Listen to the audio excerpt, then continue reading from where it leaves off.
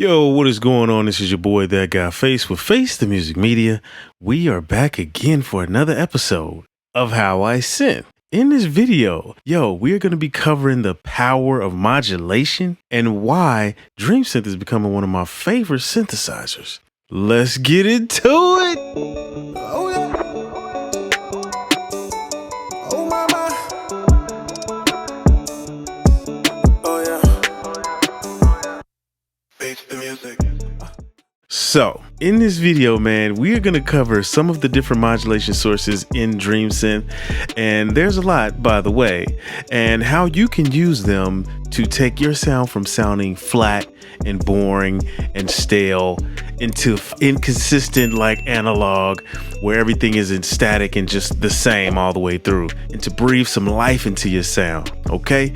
Anyway, if you haven't seen my review of DreamSynth, go check that out. But first, before I get into that, check it out, guys. I've partnered up with a company called Real Loops to create our very first preset pack for Cherry Audio synths called Sweet Fusion. You don't want to miss out on this pack. It's amazing. It's over 200 sounds for a collection of their VST synths. So go over to realloops.com. That's REELLOOPS.com. Check out the demo, grab the pack, and go ahead and let us know what you think about it. But anyway, man, let's get back to it. So I have a patch here, and basically I have a sound, and I'm going to show you guys how I could take the sound from boring, and really it's not even that boring. It sounds actually amazing, but I'm going to jazz it up a bit and really bring this sound to life. And also too, if you guys have watched my other videos, you already know I got the analog magic chain. So I'll go through that here in a little bit in the video too. And that's just the 1073 EQ by UAD. I have Oxide Tape by UAD. I have a Neve compressor by UAD. And then I have the Neode Warble from Plugin Alliance. So that just creates a little pitch wobble and a little bit of dirty sound, you know, kind of an old, you know, lo-fi sound, whatever, you know.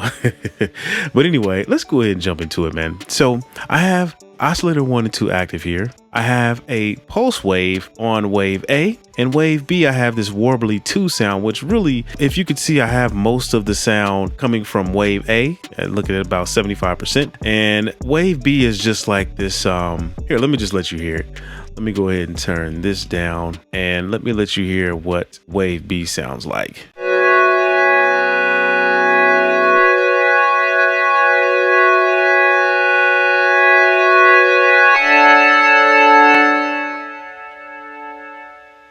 And that is mixed with a pulse wave, which is doing the pulse width modulation. So as you can see here, I have the pulse width modulation routed out to LFO3. LFO3 is going to be my slow modulation source. LFO2 is going to be for the saw shape, and that speed is going at about 1/8. And then LFO1 is just a random wave. So that's going to give like a sequence, almost arpeggiated type of sound. So I have the pulse width at 50%, and then I have the modulation up to 49%.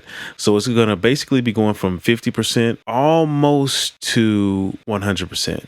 And then back to 50% and then almost to 100%. So let's take that back to 75%. And let's take a listen to that. Let me make sure all of my modulation is at 0 so you guys don't hear any of that except for the pulse width. All right, perfect. So let's go ahead and take a listen to that and see what it sounds like.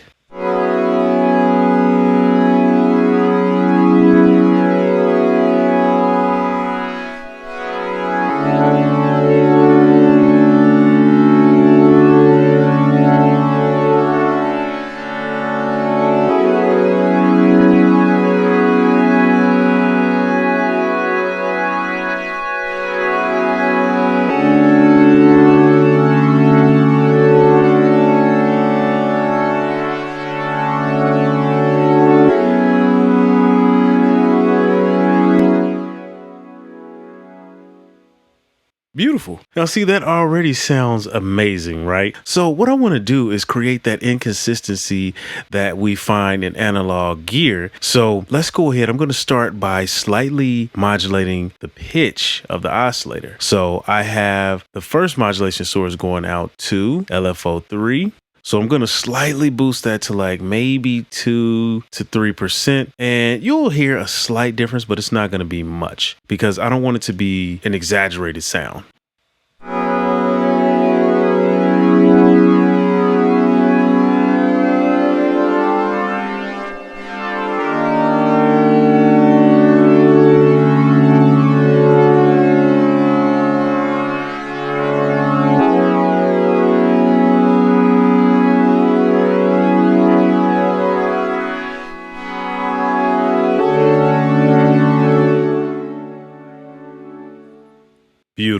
So now that we have that, let's go ahead and come over to the filter section and mess around with some of the controls here.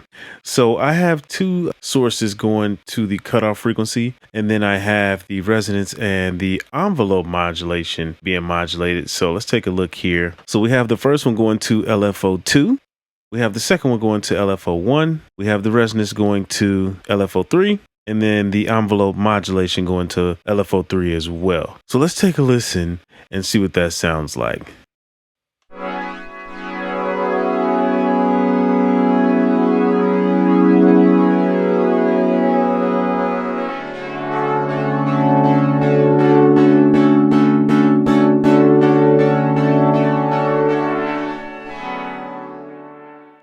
And so I'm going to change that shape. I'm going to go with square. Let's see what that sounds like.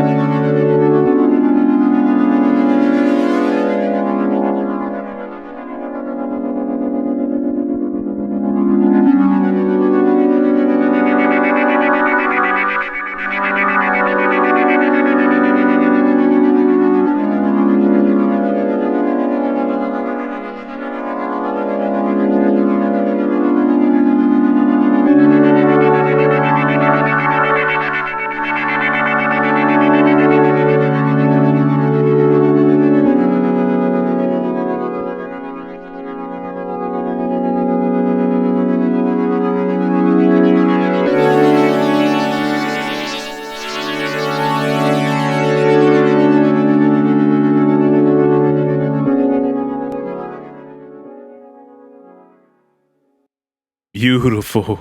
This synth sounds so insane. I love it. So I think what I'm going to do now is, we're used to using the LFOs as a modulation source.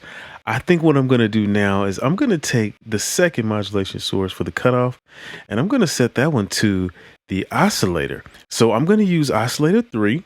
Once we set that to be oscillator 3, we have to make sure the level of the oscillator is down, or else it'll play the actual tone and it'll use it as a modulation source. And so we can choose our shapes here for the modulation. And this is why I love using an oscillator as a modulation source, because in DreamSynth, you can choose two different waves, right? So you can have the modulation doing a sine wave on wave A. And then let's say for wave B, you have, let's go with, let's do something crazy like saw. So you can have it sweep from sine to saw and change the modulation as you go. So another thing about oscillators is the modulation speed is based on the pitch. So the higher the pitch of the oscillator, the faster the modulation, and the lower the note, the slower the modulation. So let's go ahead and take a listen to that and see what it sounds like.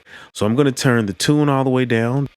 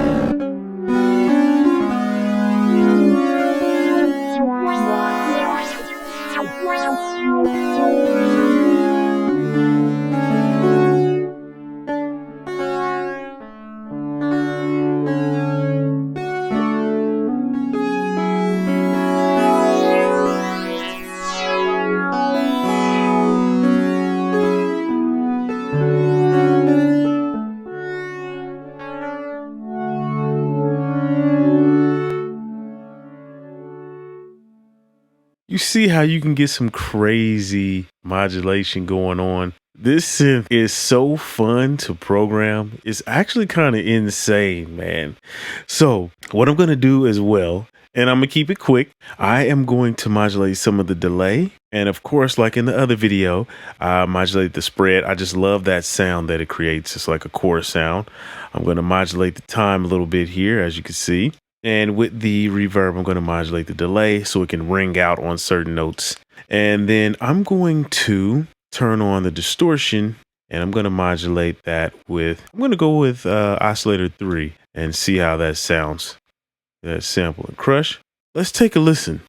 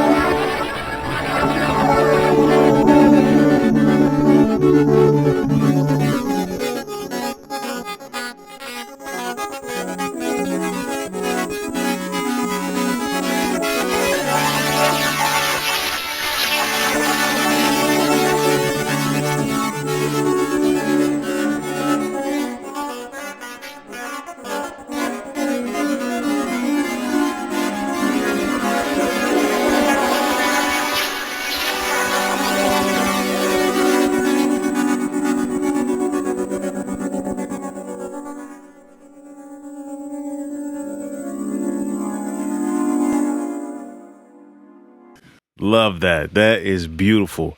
Absolutely beautiful. So now what I'm going to do, I'm going to go ahead and turn on the analog magic chain, man. So let's take a listen to before the analog magic, and then we'll listen to after.